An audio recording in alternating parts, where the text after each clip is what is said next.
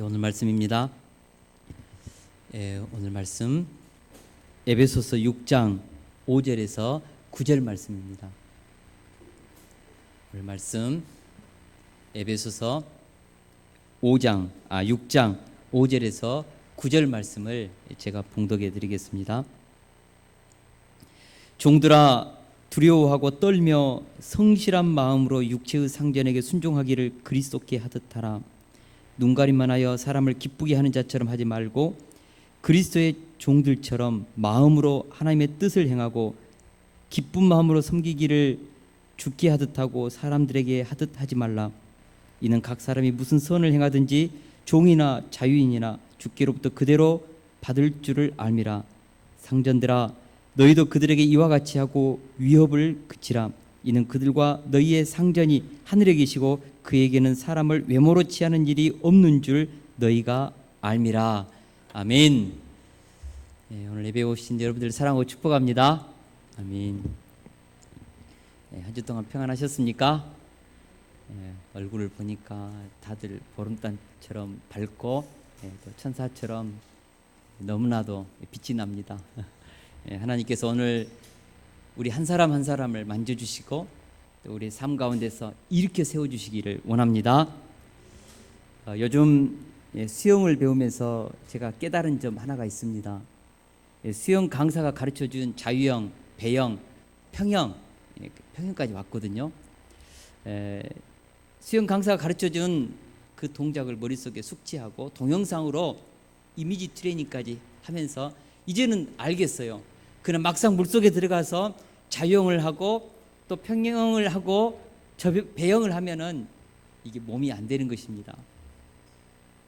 얼마나 힘을 주고 했는지 수영이 끝나면 목이 뻣뻣하고 어깨가 쑤시고 심지어는 목 디스크 지금 걸려서 고개를 잘 못 돌립니다.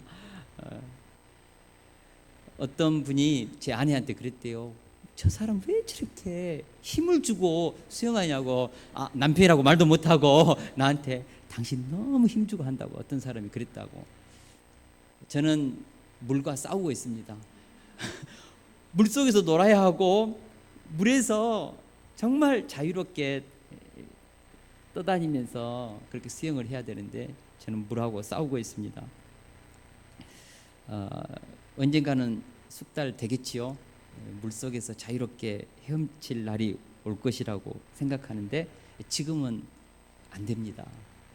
강사가 가르쳐주면 왜 저렇게 쉽게 하는가 부럽기도 하는데 막상 제가 하려고 하면 몸이 물에서 전쟁을 하고 그렇습니다.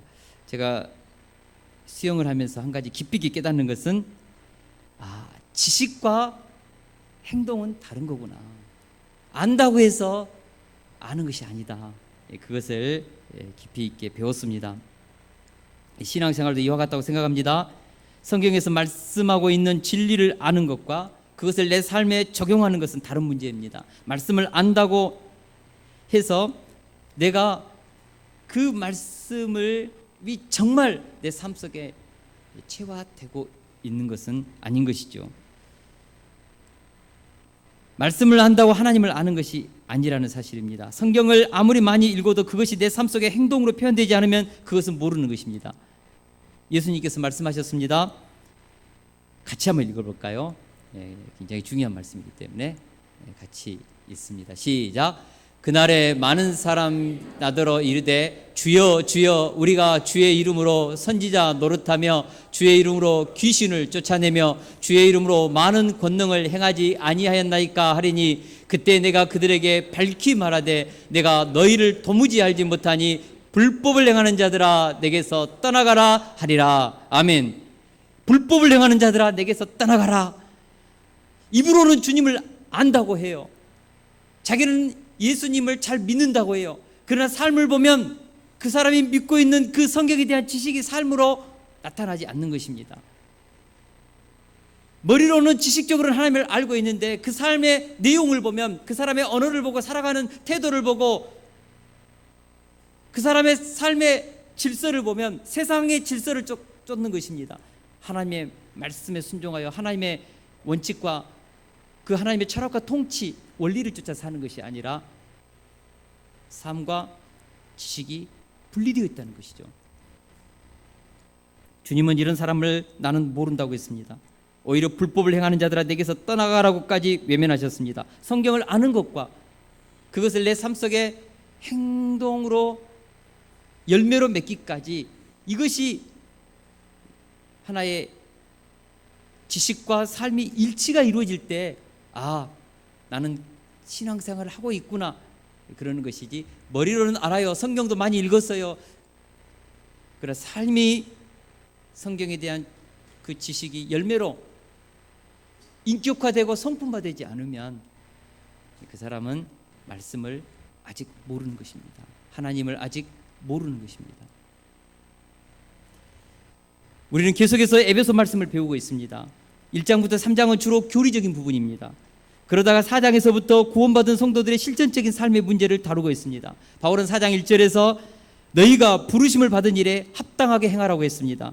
또한 옛사람을 벗어버리고 새사람을 입으라고 했습니다. 우리가 예수님을 영접했다면, 거듭났다면 부르심을 받은 자로서 합당하게 행하라.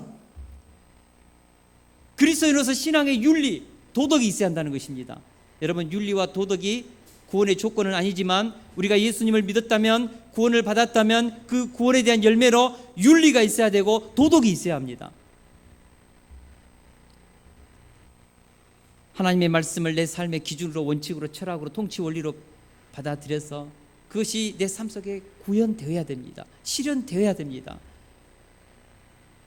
우리가 정말 하나님을 믿었다면 이웃들로부터 당신 바뀌었다고, 남편이나 아내로부터, 자녀로부터 아빠의 인생이 바뀌었다고, 아내가 남편에게 당신이 바뀌었어요, 삶의 변화, 열매, 인격화, 이것이 이루어져야 합니다.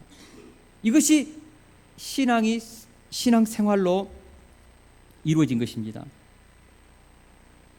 바울 사도는 4장부터 계속해서 신앙의 실천적인 부분을 말씀하고 있습니다. 부르심에 합당하게 행하라. 지식에서 끝나지 않고 이제 삶 속으로 일치시키는 것에 강조점을 두고 계속해서 반복하여 말씀하고 있는 것이죠. 오늘 말씀은 크리스찬의 직업 윤리에 대해서 말씀하고 있습니다. 부제로 한 사람을 찾습니다입니다. 만약 우리가 진정한 그리스도인이라면 직장 생활이 불신자와 달라야 합니다. 직장에서 일하는 태도가 달라야 합니다. 속담에 홍수 때 마실 물이 없다는 말이 있습니다. 여러분, 홍수 때는 엄청나게 물이 많아도 마실 물이 없지요. 동일하게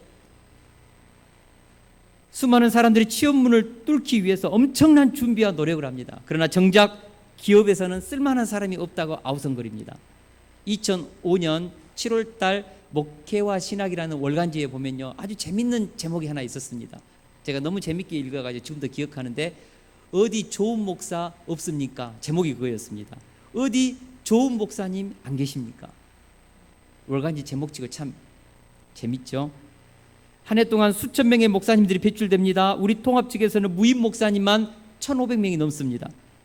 고급 과잉이라 할 만큼 현장의 교회 수에 비해서 너무나 많은 목사님들이 배출됩니다. 그래서 풍요 속의 빈곤처럼 교회에서 좋은 목사님을 청빙하려고 막상 하면 좋은 목사님 없다는 것이죠. 그래서 어디 좋은 목사님 안 계십니까? 목사님들이 차고 넘치는데.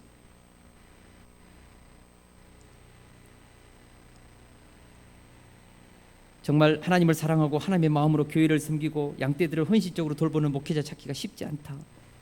사람은 많은데 사람다운 사람, 믿고 일을 맡길 수 있는 사람은 적다는 뜻입니다. 저는 회사도 동일하다고 봅니다. 어디 좋은 사원 없습니까? 어디 좋은 직원 없습니까? 사람을 찾습니다. 원서는 물밀듯이 들어오는데 사람이 없다고 합니다. 경영자는, 사장은 눈을 뜨고 좋은 종업원을 찾기 위해서 안달을 내는 것이죠. 우리 그리스도인들은 회사가 찾고 있는 바로 그 사람이 되어야 합니다. 예수 믿는 사람은 믿고 맡길 수 있는 틀림없는 사람입니다라는 인증을 받아야 합니다. 특별히 직장 생활할 때 조직 속에서 선한 영향력을 끼칠 수 있어야 합니다.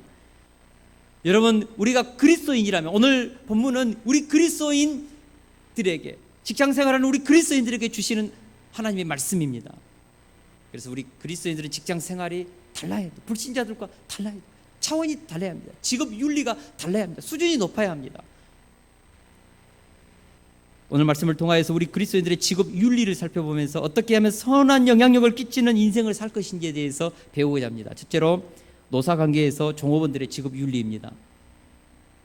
우리 5절을 다 같이 한번 읽어보겠습니다. 5절 말씀 같이 읽습니다. 시작.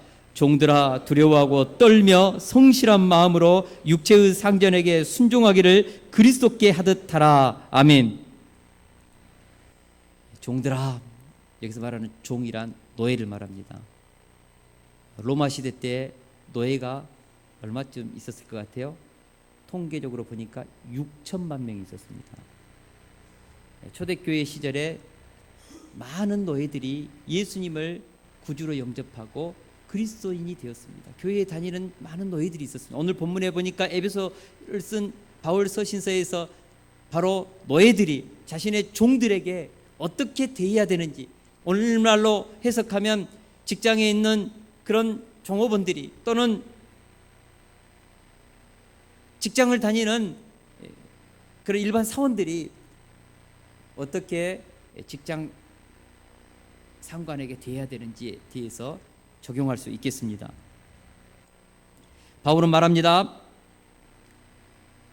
두려워하고 떨며 성실한 마음으로 순종하라. 누구에게요? 자신의 상관에게 또는 사장님에게. 노예는 주인에게 어떻게 해요? 두려워하며 떨며 성실하게, 마치 육체의 상전에게 순종하기를 그리스도께 하듯 하라. 예수님께 순종하듯 그런 육체의 상전에게 순종하라 말씀입니다. 여기서 성실한 마음이란 주인에게 순종이라는 행위의 동기가 거리낌 없고 순수하고 자발적이어야 한다는 뜻입니다. 마지못해서 억지로가 아니라 생계 때문에 쫓겨나면은 어디서 직장 다닐 곳이 없으니까 어쩔 수 없이 마지못해서 일하는 그런 직장 생활이 아니라 자원하면서 기쁘면서 감사하면서 그곳에서 일할 수 있는 그런 태도를 가져라, 그런 의미입니다. 이 말씀을 오늘날 직장 생활하고 있는 우리 그리스도인들에게 적용해 봅시다. 만약 여러분들 중에 자신의 직장 상관에 대해서 두려워하고 떨며 성실한 마음으로 순종하라고 한다면 받아들일 수 있겠습니까?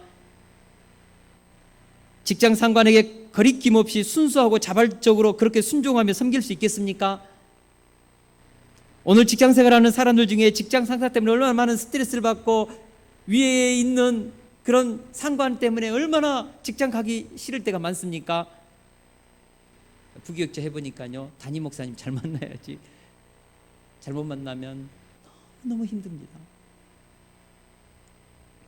인터넷에서 떠도는 꼴불견 직장 상사 베스트 7입니다. 첫째로 억압적으로 일시키는 상사, 직위를 이용해서 상황을 파악하지 않고 밀어붙이는 상사, 힘들다는 것이에요. 스트레스 팍팍 받습니다. 두 번째로 업무도 잘 모르고 간섭하는 상사, 이래라 저래라 윽박지르면서 업무 파악도 잘 못하면서 막 직위를 이용하여서 부하 직원을 윽박지르면 정말 분통 터지죠. 말도 못하고. 세 번째로 일만 벌이는 상사, 마무리를 못하면서 마음이 앞서가지고 막 일을 막 벌려요. 수습은 못해요. 직원들이 다 거기서 마무리를 해야 돼요. 힘들죠, 그런 직장 상사 만나면. 네 번째로 CCTV처럼 감시하는 상사, 실시간으로 시간 체킹하면서 밥 먹을 때도 그냥 조금만 늦어도 막 뭐 있냐고 체킹하고, 왜 늦었어? 때로는 그냥 눈도 감아주고 하지. CCTV처럼 계속해서 체킹하면 힘들 것 같아요. 그죠?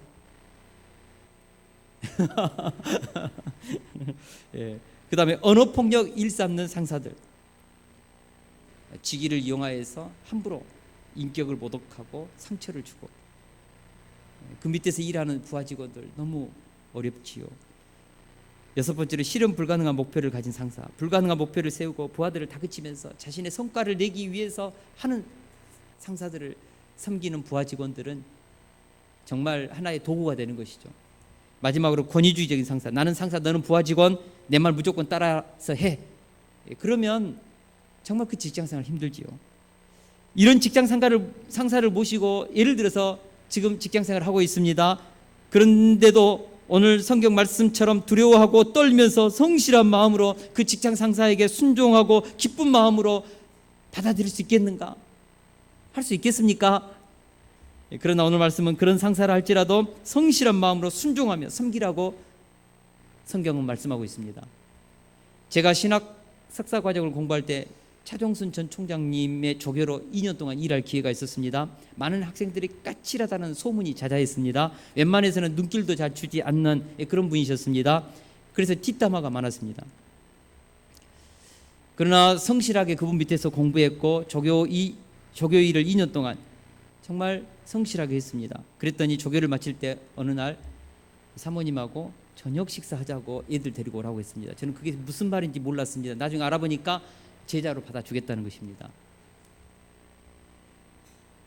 인정해주고 그 이후로부터 얼마나 만나면 아버지처럼 따뜻하게 대해주고 형님처럼 잘 이끌어주고 그렇게 잘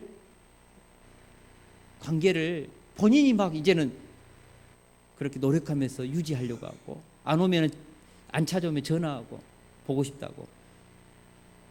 근데 제가 이분과의 어떤 그런 관계를 맺어가면서 한 가지 느낀 사실이 있습니다. 아무리 까칠한 상사라도 하기 나름이다. 정말 우리가 성실하게 충성되게 일하면서 상사를 섬기면 때가 되면 열매를 맺습니다. 아무도 아멘 안 하시네요. 제가 이번 동강교회 그 사이트에 들어가서 예배를 좀 시청을 했거든요. 근데 목사님이 말씀하면 아멘 하더라고요. 제 있을 때는 아무도 안 했거든요. 근데 시련과 고난 속에 있다 보니까 아멘이 막 터지고 그래요. 그래서 우리 교회 사이트를 봤는데 제가 말씀의 은혜를 선포해도 아멘이 조그맣게 들려가지고 이게 뭐야? 여러분 가슴이 뜨거우면 아멘이 나옵니다. 신앙이 살아있으면 반응합니다. 우리 교회 뜨겁지 않습니까? 할렐루야. 하나님께서 우리 가운데 정말 예배 때마다 성령의 은혜를 부어주시기를 원합니다. 그러면 성실한 마음이란 구체적으로 무엇인가? 우리 6절에서 7절을 같이 한번 읽어보겠습니다. 6절에서 7절 말씀 시작. 눈가리만 하여 사람을 기쁘게 하는 자처럼 하지 말고 그리스도의 종들처럼 마음으로 하나님의 뜻을 행하고 기쁜 마음으로 섬기기를 주께 하듯 하고 사람들에게 하지 말라. 아멘. 눈가리만 하여 사람을 기쁘게 하지 말고 주님을 기쁘시게 하는 것처럼 일하라. 사람을 기쁘게 하고자 할 때는 눈가리만 합니다. 다시 말해서 주인이 볼 때는 열심히 일하지만 주인이 보지 않을 때는 대충 적당히 안일하게 일한다는 것이죠. 이것이 눈가리만 하여 사람을 기쁘게 하는 행위입니다. 여러분 직장 상사쯤 되면 모든 과정들을 다 겪고 와서 그 자리에 앉아 있는 것입니다. 그래서 웬만큼은 자신이 하고 있던 것에 대해서는 다 파악이 돼요. 저도 담임 목회하기까지 많은 과정들을 겪어왔기 때문에 가만히 있어도 다 보입니다. 여러분 직장 상사쯤 되면 한 회사의 사장쯤 되면 그리고 한 회사의 과장 부장쯤 되면 자신의 일의 분야를 꿰뚫고 있다는 것이죠. 그래서 그냥 대충 몇 번 경험해 보면 이 사람이 어느 정도 수준으로 일하고 있는지 어떤 태도를 가지고 있는지 다 체킹이 됩니다. 안 봐도 다 체킹됩니다. 사람은 영물이기 때문에 그렇습니다. 하물며 직장 상사쯤 되면 그 사람의 눈빛과 얼굴만 봐도 대충 느끼죠. 그런데도 사람들은 많은 그런 직장에서 일하는 분들이 사람의 눈이 없는 곳에서는 적당하게 보는 곳에서는 열심히 이것이 바로 눈가림만 하여 사람을 기쁘게 하는 자인 것입니다. 바울 사도는 말합니다. 그런 식으로 일하지 말라는 것입니다. 상관이 있든지 없든지 최선을 다해서 일하라는 것입니다. 하나님의 불꽃 같은 눈동자 앞에서 직장 상사가 없다 할지라도 자기에게 맡겨진 일을 최선을 다해서 일하는 자세, 바로 그것을 취하라. 마음을 다하고 성품을 다하고 뜻을 다해 하나님을 사랑하는 것처럼 직장 상사를 그런 마음으로 대하면서 존중히 여기면서 자기에게 맡겨진 일을 주님의 일을 하듯이 열심히 하라. 오늘 본문은 그렇게 우리에게 말씀하고 있습니다. 그리스도인들 중에는 성과 속을 구별하는 사람들이 많습니다. 교회 일은 거룩하고 세상에서 하는 일은 왠지 속되고 좀 더럽다는 생각을 합니다. 특별히 생계를 위해서 직장 생활을 하기 때문에 직장이 돈벌이를 위한 곳이라고 생각하면서 어쩔 수 없이 직장 생활하는 그리스도인들이 아주 많습니다. 그러나 이것은 틀립니다. 오늘 본문에 보니까 직장의 일을 주님의 일을 하듯이 하나님의 뜻을 섬기듯이 구속사를 섬기듯이 열심히 일하라고 했습니다. 우리 교회에는 많은 아이를 키우는 엄마들이 있습니다. 자녀를 키우는 것이 얼마나 엄청나게 큰 일인 줄 아십니까? 전도에서 제자 훈련하는 것보다 더 위대한 일입니다. 여러분, 자녀 양육하는 그 시간에 하나님이 주시는 영혼을 제자 양육한다. 그 마음으로 마음을 다하고 뜻을 다하고 힘을 다하고 목숨을 다해서 자녀를 양육하십시오. 하브르타를 공부하더니 우리 최선희 사모님이 우리 바울이와 다니엘을 다시 뱃속에 넣고 싶다고 했습니다. 다시 키우고 싶다. 더 잘하고 싶다는 것이죠. 자녀 키우는 일 하나님의 일입니다. 하나님의 부모를 세워서 하나님의 통치 대행자로 자녀를 양육하게 하는 그 일을 맡긴 것입니다. 교회에서 영혼을 섬기는 것은 소중하고 집에서 자녀들을 섬기는 것은 속되다. 그렇지 않습니다. 거룩한 것입니다. 성스러운 것입니다. 교회에서 일하는 것은 성스럽고 직장의 일은 속되다. 그렇지 않습니다. 직장의 일도 거룩한 것입니다.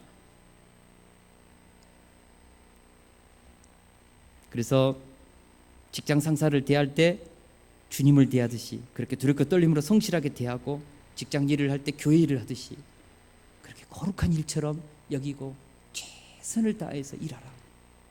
오늘 본문이 주는 메시지입니다. 이것이 그리스도인들의 직장 윤리입니다. 그러면 회사에서 바라는 직원들의 모습은 무엇일까? 어느 유명한 회사에서 신입사원을 뽑을 때의 일입니다.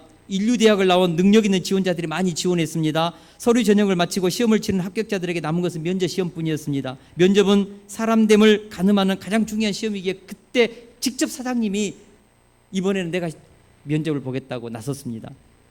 면접 시험을 앞둔 사람들은 저마다 사장님과 1:1 면담이기 때문에 어떤 질문을 할 것인가 긴장하면서 그 질문에 대답할 방법들을 머릿속에 궁리하면서 면접 준비를 했습니다. 그런데 막상 사장님 앞에 면접을 하면 한마디도 묻지 않고 보내는 것입니다. 그리고 나서 합격자 발표가 났습니다. 7명 합격했습니다. 왜 떨어졌는지 몰랐습니다. 왜 우리는 떨어졌습니까?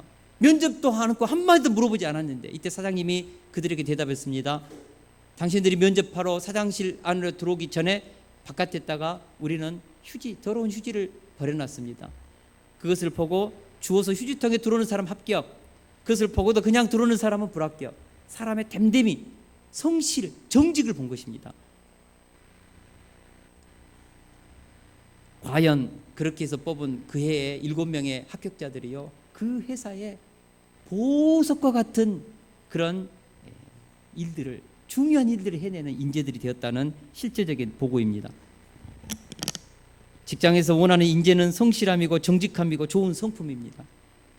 이런 사람이 위기 때에도 어렵고 힘든 때에도 회사를 자기 일처럼 여기고 끝까지 감당하는 것입니다.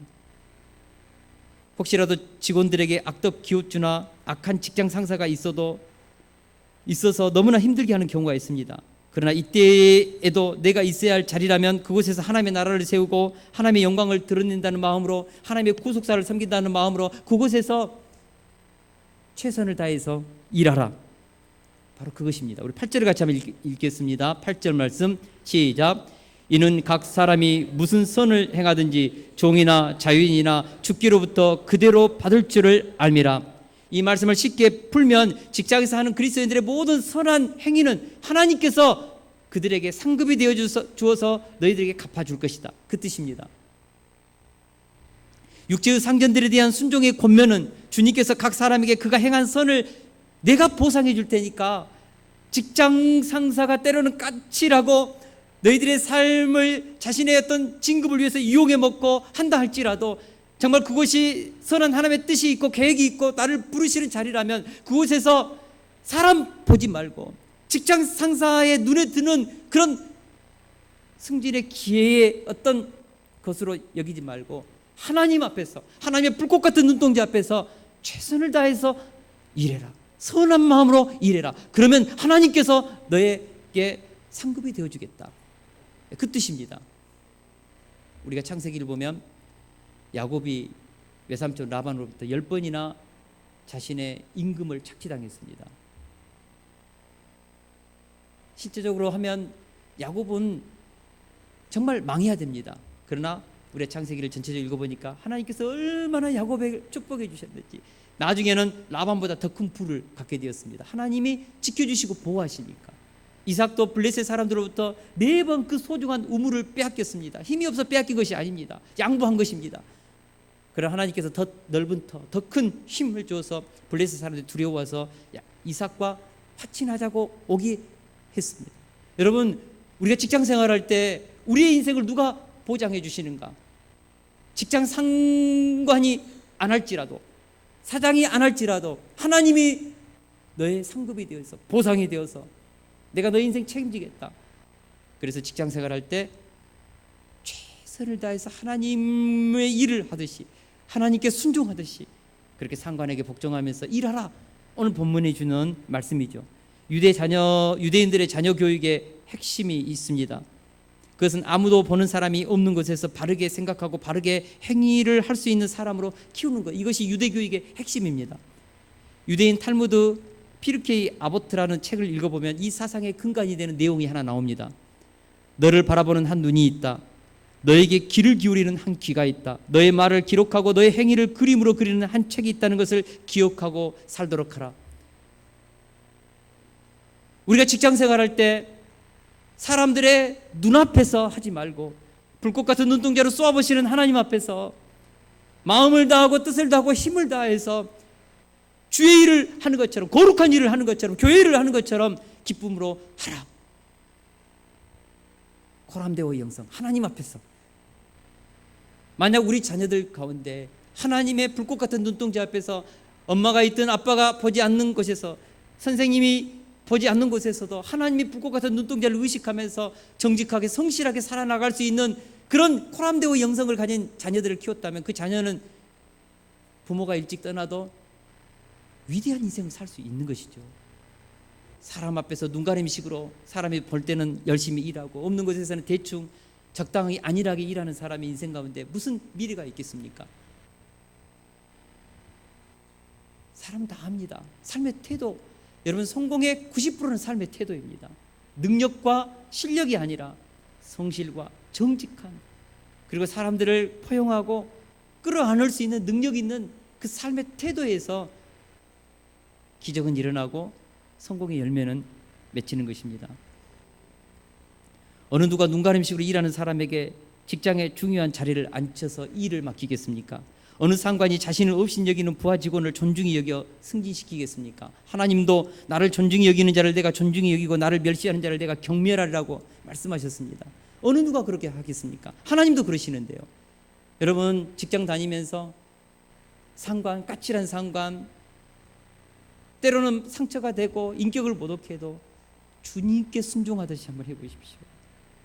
어렵지만 이곳에서 하나님의 거룩한 일을 한다, 구속사를 위해서 나는 일한다, 이런 마음을 가지고 감사와 기쁨과 자원함으로 해보십시오. 때가 되면 우리 하나님께서 보상하십니다. 사장도요, 처음에는 그래도요, 나중에는요, 감동받습니다. 이 사람은 고등학교 때 코카콜라 회사에서 아르바이트생으로 일했습니다. 그가 하는 일은 바닥에서 흘러내린 콜라를 닦아내는 것이었습니다. 한 번은 50개의 콜라병이 든 상자가 터졌습니다. 아무도 이것을 닦아낼 생각을 하지 않았습니다. 얼마나 귀찮습니까? 50개의 콜라병이 터졌는데 바닥에서 흥건히 젖었습니다. 이때 검은 피부의 한 소년이 바닥에 꿇어 엎드려서 콜라를 열심히 닦아냈습니다. 소년은 자메이카 출신이었습니다. 가정 환경은 가난했고 학교 성적은 하위권이었습니다. 그러나 그에게는 성실과 정직이라는 삶의 태도가 있었습니다. 열심히 닦았습니다. 다른 사람들은 그냥 다 모른 척하고 귀찮으니까 관리자가 그것을 지나가면서 흘낏 봤습니다. 그 소년을 가슴에 담은 것입니다. 그 다음에도 아르바이트생으로 불렀고 나중에는 관리인으로 그 직장에서 중요한 일을 맡기기 시작했습니다. 그러면서 성장했습니다. 이 소년은 나중에 정직과 성실과 투지를 자산 삼아서 후에 미국의 합참 의장이 되었고 흑인 최초로 국무장관이 되었습니다. 이 사람이 바로 걸프전의 검은 영웅 콜린 파울입니다. 그는 백인도 아니고 미국의 주리사회인 앵글로색슨족도 아니었지만 미국 주리사회로부터 천대받던 흑인이었지만 그는 아이젠하워 이후에 가장 미국인들로부터 존경받는 군인으로 추앙받고 있습니다. 환경 불평하지 마십시오. 인간 조건 불평하지 마십시오. 어디에 있든지 불꽃같이 쏘아보시는 하나님의 눈동자 앞에서 내가 성실하게 일을 하면 주님을 대하듯이 사람을 대하면서 그렇게 나아가면 하나님이 그 사람의 인생 책임지는 것입니다. 할렐루야.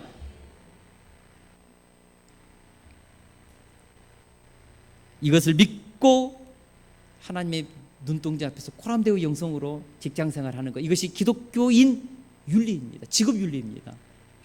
둘째로 노사관계에서 주인들의 직업윤리입니다. 우리 9절을 같이 한번 읽겠습니다. 시작. 상전들아 너희도 그들에게 이와 같이 하고 위협을 그치라. 이는 그들과 너희의 상전이 하늘에 계시고 그에게는 사람을 외모로 취하는 일이 없는 줄을 너희가 알미라. 아멘. 바울 사도는 에베소서 5장 21절에서 너희 그리스도를 경외함으로 피차 복종하라고 했습니다. 우리 그리스도인들은 피차 복종하는 것입니다. 내가 나이가 많고 너는 적기 때문에 나는 예를 들어서 장로님이고 당신은 집사이기 때문에 나는 목회자이고 나는 담임 목회자이고 당신은 부교육자이기 때문에 무조건 우리는 위로부터 순종하고 그런 것이 아닙니다. 기독교의 윤리는 피차 복종하는 것입니다. 서로 성령이 뜻이면 복종하는 것이죠. 그리스도인으로서 회사를 운영하는 사장이라면 종업원들에게 요구하는 사장이 어떤 요구하는 마음이 있을 것입니다. 이렇게 해줬으면 좋겠다. 오늘 본문은 바울은 그렇게 해주겠으면 종업원들이 해줬으면 좋겠다는 그 마음으로 종업원들을 대하라는 것입니다. 예수님은 그러므로 무엇이든지 남에게 대접받고자 하는 대로 너희도 남을 대접하라. 이것이 율법이요 선지자니라고 했습니다. 직장 상사는 요구하고 명령하고 지시하는 위치에 있습니다. 그래서 자칫 잘못하면 요구만 하는 권위주의적인 삶과 목에 힘주는 삶을 살기 쉽습니다. 그러나 성경은 말합니다. 종들이 상전에게 죽게 하듯 순종하는 것처럼 너희도 종들에게 주님을 대하듯 하라는 것입니다. 이것을 위해서 특별히 종들에게 위협을 그치라. 이전 개역 성경에는 공갈치지 말라는 것입니다. 높은 직분을 가지고 종업원들에게 승진의 어떤 권한을 가졌다면 잘못하면 그걸 무기로 부하 직원에게 위협하고 공갈치고 부려먹고 악한 짓 하기 쉽죠. 인격을 모독하고 그런 짓 하지 말라는 것이죠.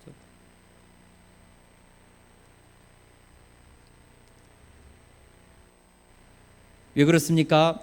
주 앞에서는 주인이나 종이나 동등한 관계를 가진 평등한 인간이기 때문입니다. 인간은 누구나 다 하나님의 형상을 가진 하나님의 자녀들입니다. 우리는 다 주 안에서 똑같은 하나님의 백성들입니다. 세상에 사는 날 동안 직분상 상관이 되기도 하고 부하 직원이 되기도 하는 것입니다. 하나님은 외모로 사람을 보지 않습니다.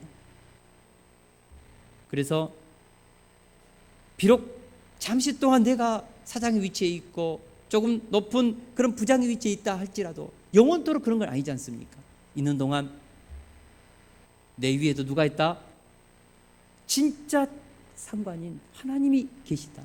그러므로 직장 상사도 사장도 회장도 하나님 앞에서는 나는 직원이라는 마음을 가지고 그런 마음으로 직원을 대하라는 것이죠.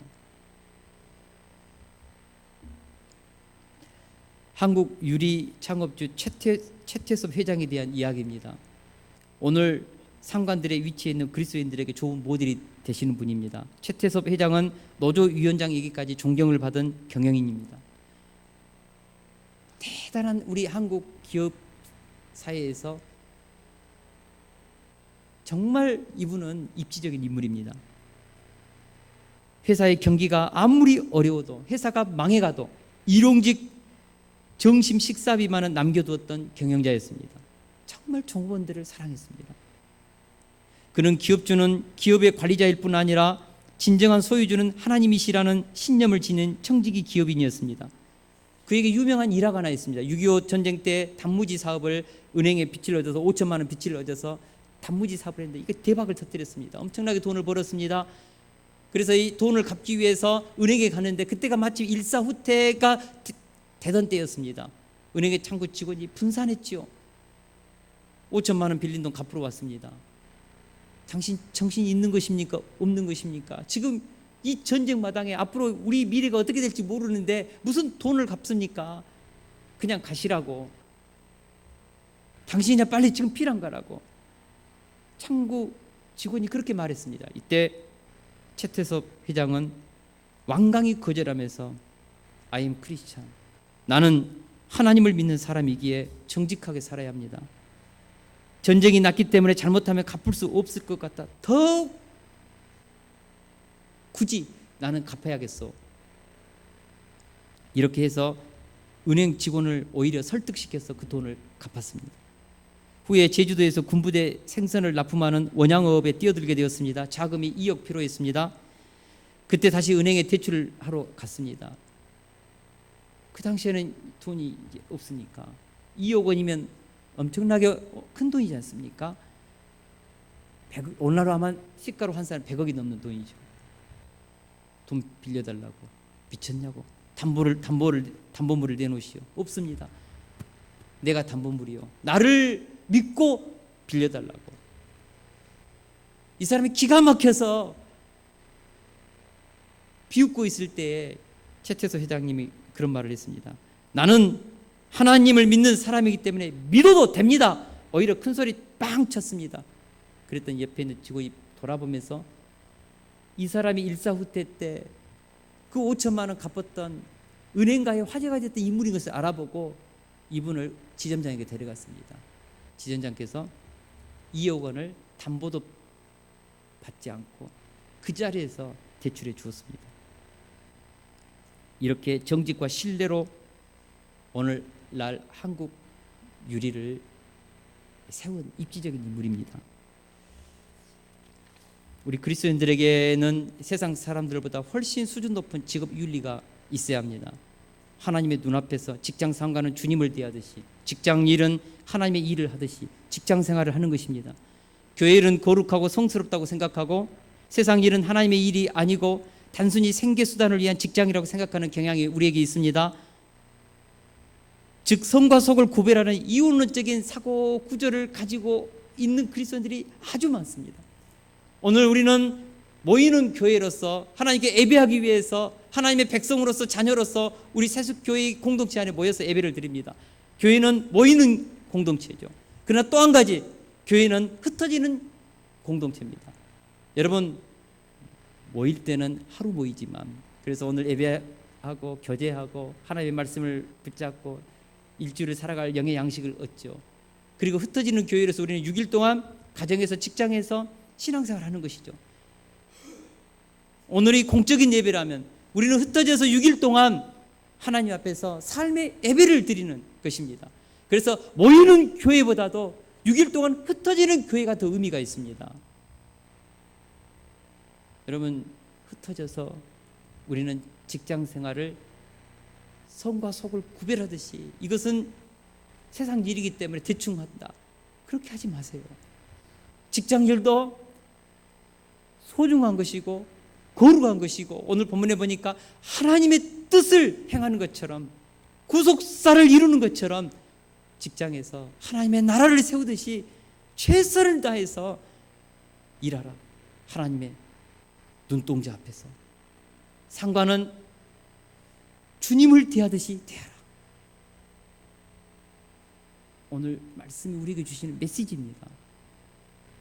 그리고 기업 주는 직장에 있는 상사는 직원들이 자신에게 순종하는 것처럼 그렇게 피차 복종하는 마음으로 직원들을 존중히 여기고 대하라. 갑질하지 말고, 협박하지 말고, 공갈치지 말고, 자기 직위를 이용하여서 상처 주지 말고 직원들을 소중히 여기면서 기업을 일구어라. 오늘 주신 하나님의 메시지입니다. 말씀입니다. 방금 제가 짧은 그 시간에 네이버 보니까 한 기사가 탁 떠올랐어요. 얼른 보니까 우리 한국에 있는 임금 체불하는 비율이 우리가 일본과 경제가 3분의 1밖에 되지 않거든요.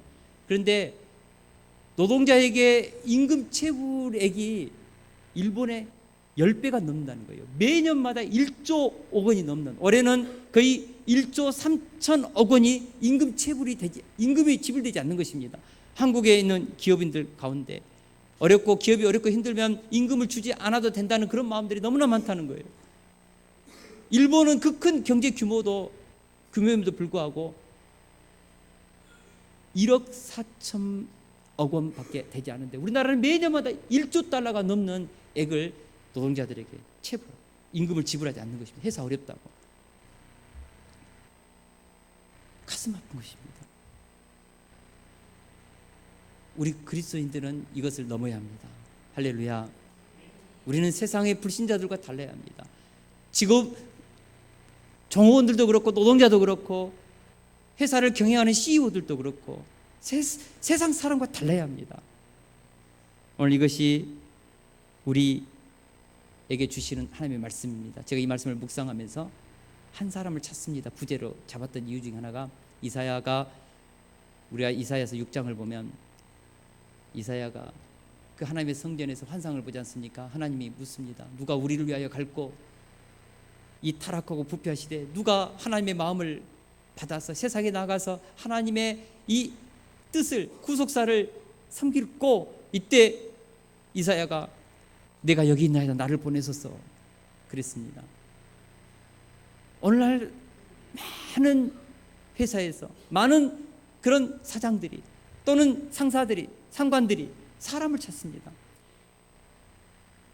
정말 눈가림식으로 일하지 않고 정직하고 성실하게 믿고 맡길 만한, 사람들이 눈이 없는 곳에서도 정직하게 일할 수 있는, 성실하게 일할 수 있는 그런 사람 없으니까 우리 크리스찬들이 손들고 내가 여기 있나이다 나를 사용해 달라고, 그럴 수 있는 그리스도인들이 많이 나와야 된다고 믿습니다.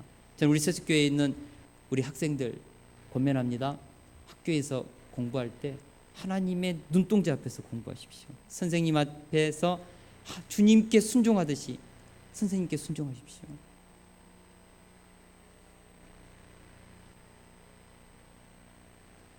학생들이 뭐라 하든 선생을 공경하십시오.